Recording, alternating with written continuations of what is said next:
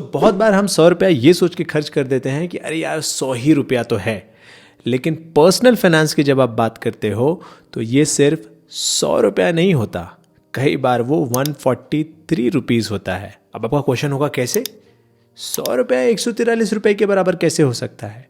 इसका आंसर है, अगर आप 30% टैक्स ब्रैकेट के अंदर आते हो तो 100 रुपया जो आप घर पे लेकर के आए हो आपने 30% टैक्स दिया होगा। इसका मतलब कि 143 रुपया आपने अर्न किया होगा, मेहनत की होगी, तब जा करके आपको 143 आपकी कंपनी से मिला होगा। उस पे आपने 30% टैक्स दिया जो कि 43 रुपीज़ बनता है, और फिर बचा हुआ 100 रुपया आप घर पे लेकर के आए। This is how it works. आप सोच रहे होंगे कि नहीं मेरा तो 30% नहीं टैक्स है, हो सकता है आपका 20% हो सकता है आपका 10% टैक्स हो। तो उस केस में भी जब भी आप 100 रुपया ये सोच के खर्च करते हो कि 100 रुपया ही तो है, आंसर है वो 100 रुपया नहीं होता, वो अमाउंट ज़्यादा होता है। मैं आपको एग्जाम्पल से समझाता हूँ। ये मैंने एक छोटा सा टेबल बना रखा है। अब अगर आप 100 रुपया आप खर्च करना चाहते हो तो अगर आप 30% टैक्स ब्रैकेट के अंदर आते हो तो आपको 143 अर्न करना पड़ेगा, और 43 उसमें से टैक्स चला जाएगा, 100 रुपया हाथ में आएगा। अब अगर आप 20% टैक्स के अंदर आते हो तो 100 रुपया खर्च करने के लिए आपको 125 अर्न करना पड़ेगा। आप 10% टैक्स के अंदर आते हो तो आपको 111 रुपया अर्न करना पड़ेगा, उसके बाद ही आपको 100 रुपया हाथ में आएगा। यानी कि 100 रुपया खर्च करने के लिए जब हम सोचते हैं कि यार 100 ही रुपया तो है, तो वो आपके टैक्स ब्रैकेट के हिसाब से एक्चुअली ज़्यादा का अमाउंट होता है। और ये चीज़ पर्सनल फाइनेंस में हमेशा याद रखनी चाहिए, क्योंकि जो पैसा आप घर लेकर के आए हो वो टैक्स देने के बाद लाए हो। अब क्वेश्चन ये उठता है कि क्या कुछ ऐसा पैसा है जो हम बिना टैक्स दिए लेकर के आते हैं? तो आंसर है यस। गवर्नमेंट ने कुछ ऐसी सुविधा दी है हमें जिस पैसे पे आपको बिना टैक्स दिए घर लेकर के आ सकते हो। Yes, and that is 80C। 1.5 lakh रुपया आप बिना किसी को टैक्स दिए घर ला सकते हो। अब क्वेश्चन है कि ये 80C हमारे लिए कैसे हेल्पफुल है? तो मैं आपको इसको एग्जाम्पल से समझाता हूं। आप में से काफी सारे लोग होंगे जो 80C का बेनिफिट नहीं लेते होंगे, उन्हें लगता होगा क्या है 1.5 लाख रुपए में क्या ही होता है लाइफ में। मैं आपको बताऊंगा इस वीडियो में कि कैसे ये 80C सिर्फ आपको टैक्स सेविंग के लिए नहीं बल्कि वेल्थ क्रिएशन के लिए बहुत बड़ा रामबाण साबित हो सकता है। एग्जाम्पल से इसको समझते हैं। कुछ ऐसे लोग होंगे जो 80C को पूरी तरह से यूज नहीं करते होंगे। वो पैसा सोचते होंगे ना कि घर ले चलते हैं, यार छोड़ो जो भी गवर्नमेंट टैक्स लेती है ले लेते हैं, बचा हुआ पैसा मैं अपने हाथ में लेना चाहता हूं and I will do something. But ध्यान से सोचो, जब आप वो 1.5 लाख रुपए अपने हाथ में लेते हो तो आपको उस पैसे का टैक्स दे देना पड़ता है। अगर आप उसको कहीं इन्वेस्ट नहीं कर रहे हो तो उसको आपको टैक्स में कन्वर्ट करना पड़ेगा, है ना। सो एग्जाम्पल के लिए यहां पे स्क्रीन पे मैं आपको दिखाता हूं। अगर मुझे 1.5 लाख रुपया घर लाना है बिना टैक्स दिए खर्च करना है, तो अगर मैं 30% टैक्स ब्रैकेट के अंदर आता हूं तो मुझे 2,14,000 रुपए कमाने पड़ेंगे, तब जाकर के मैं 1.5 लाख घर पे ला सकता हूं। अच्छा, अगर मैं 20% के अंदर हूं तो 1,87,000 कमाना पड़ेगा, तब 1.5 लाख मैं घर ला सकता हूं। अगर मैं 10% के अंदर हूं तो 1,66,000 कमाना पड़ेगा, तब जाकर के मैं 1.5 लाख घर ला सकता हूं। लेकिन 80C एक ऐसा केस है जिसमें आप बिना कुछ टैक्स दिए 1.5 लाख आपने कमाया तो आप 1.5 लाख रुपया घर ला सकते हो। शर्त सिर्फ इतनी है कि आपको उसको तुरंत यूज नहीं करना है, आपको अपने फ्यूचर के लिए कहीं तो डिप्लॉय कर देना है। अब उससे फायदा क्या होगा? फायदा मैं आपको समझाता हूं। मान लो आपने वो 1.5 लाख रुपया खुद लेने की बजाय आपने अपने नाम पे कहीं तो इन्वेस्ट कर दिया, ठीक है। मान लो कुछ नहीं समझ में आता, पीपीएफ में आपने इन्वेस्ट कर दिया। अब आपको लग रहा होगा लेकिन लोकेश पीपीएफ में 7.1% बनता है, क्या फायदा है? इससे अच्छा मैं वो पैसा टैक्स दे करके ले करके म्यूचुअल फंड में डाल देता हूं या कहीं तो मैं स्टॉक खरीद लेता हूं। तो मैं आपको बताता हूं कि ये जो पीपीएफ का 7.1% होता है ना, वो लगभग 10.5% के रिटर्न के बराबर पहुंच जाता है। एग्जाम्पल से मैं आपको समझाता हूं। तो ये रहा हमारे 3 अलग अलग केस। 80C का मैजिक। मान लीजिए यहां पे लेते केस नंबर 1 कि आपको लगा कि यार मुझे ना ये 1.5 लाख रुपया ना 80C में डाल देना है, चलो इसको अपने नाम पे इन्वेस्ट कर देते हैं। और मैं एक चीज़ और बताना चाहता हूँ, इसके अलावा जितने भी टैक्स सेविंग इंस्ट्रूमेंट्स हैं, जितने भी, वो सब पैसा खर्च करने के बाद टैक्स में सिर्फ डिडक्शन मिलता है, घर लाने नहीं मिलता। चाहे आप वो 80D ले लो तो मेडिकल आपने पहले से ले लिया होगा, अगर आप वो HRA ले लो तो वो आपने रेंट पहले से दे दिया होगा। तो भाई साहब जो भी इसके अलावा टैक्स इंस्ट्रूमेंट्स हैं वो पैसे खर्च करने पे डिडक्शन मिलता है, बट कोई भी टैक्स इंस्ट्रूमेंट आपको घर पैसा ले नहीं जाने देता फ्री में। एक 80C है जो आपको घर ले जाने देता है, बस शर्त सिर्फ इतनी है, आपको इन्वेस्ट करना है। डन। सो आप देखो, मान लो 1.5 लाख रुपया आप 80C में डालते हो, कहां पे? PPF में, करेक्ट। और अभी PPF में मिल रहा है 7.1% का रिटर्न। अब 15 साल का लॉक इन है, तो मान लेते चलो हमने 15 साल के लिए अपने लॉन्ग टर्म रिटायरमेंट के लिए इन्वेस्ट करके छोड़ दिया। अब जरा देखो, चूंकि 1.5 लाख रुपया था वो, तो वो पूरा का पूरा 1.5 लाख घर आ गया, आपने उसको PPF में डाल दिया, वेरी गुड। अब देखो 10 साल बाद वो पैसा हो जाएगा लगभग 3 लाख, 2,97,000, विच इज गुड, क्योंकि पूरा 1.5 लाख रुपए आपका कंपाउंड हो रहा है यहां पे।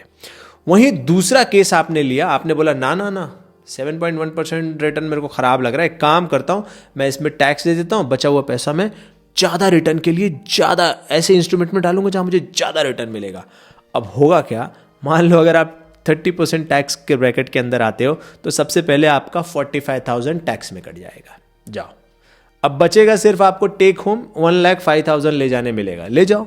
आप तो सोचोगे मुझे ज़्यादा रिटर्न मिलेगा। अब आपने आके म्यूचुअल फंड में मान लो एक डाल दिया, जहां पे आपको 11-12% की रेंज में रिटर्न मिलता है, मान लो आपने डाल दिया। अब अगर देखो 11% का भी रिटर्न मिलेगा, लेकिन वो तो 1,05,000 पे ही मिलेगा। पहला तो 45,000 आपके उड़ गए, तो आपने टैक्स में डाल दिए। अब उससे होगा क्या, जरा देखो, शुरू के 5 सालों में चूंकि 80C वाले केस में वो 1.5 लाख रुपया कंपाउंड हो रहा था, भले 7.5% से हो रहा था, 7.1% से, लेकिन यहां पे भले 11% से कंपाउंड हो रहा है, बट बेस अमाउंट ही कम कर दिया हमने टैक्स दे करके। सो 5 साल बाद भी PPF आगे रहेगा और म्यूचुअल फंड पीछे रहेगा, दिस इज रियलिटी।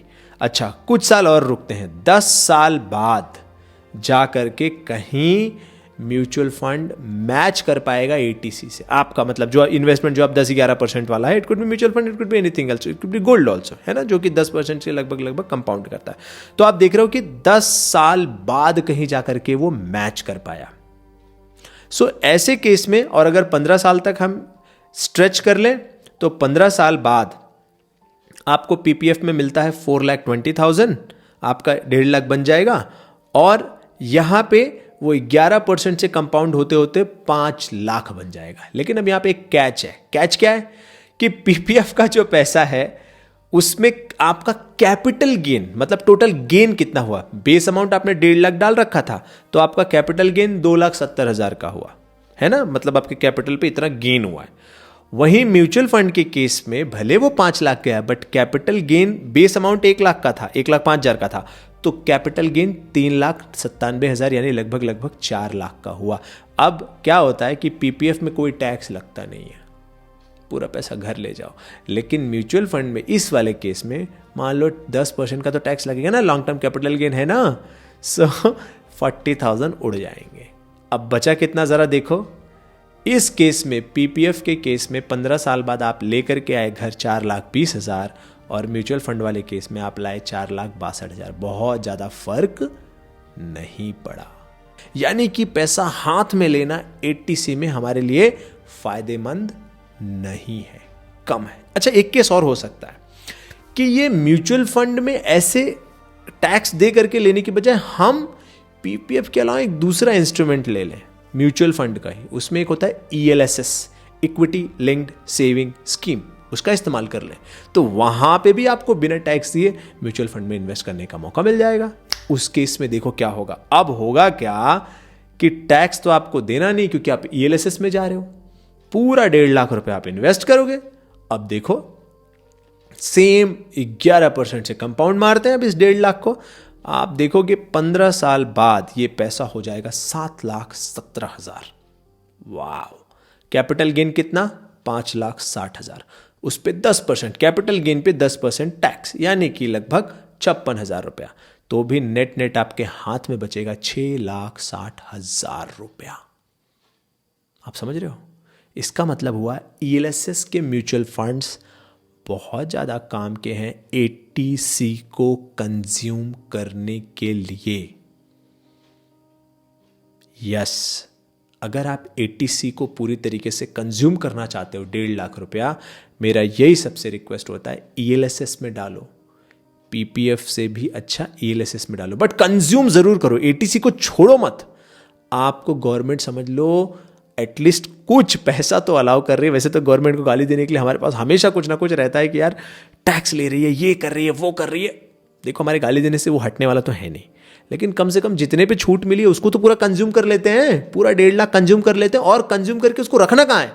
पीपीएफ में नहीं रखना है। अगर आप कंज्यूम कर सकते हो तो ईएलएसएस में डाल दो। अगर आपको कॉन्फिडेंस है म्यूचुअल फंड पे तो ईएलएसएस में डाल दो। अगर आपको कॉन्फिडेंस नहीं है तो चलो ठीक है, फिर पीपीएफ में डाल दो, बट कंज्यूम जरूर करना है, उसको छोड़ो मत।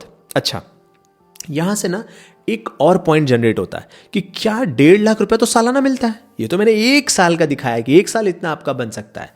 1.5 लाख रुपया तो सालाना मिलता है। अब अगर इसको ईएलएसएस में कंज्यूम कर लें, जैसे आप 25 की एज में मान लो आपने जॉब करना शुरू किया और कुछ सालों में सैलरी बढ़ते बढ़ते जब आप 30 के हो गए, तब तक अच्छी खासी सैलरी हो गई जहां पे आप इसको कंज्यूम कर सकते हो पूरा।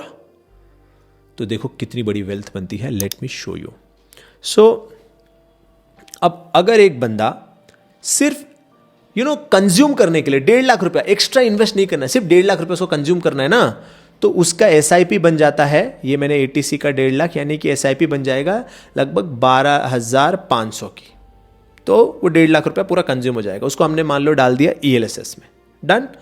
अब रिटर्न भी हमने 11% का ही माना है, सिर्फ 11% का।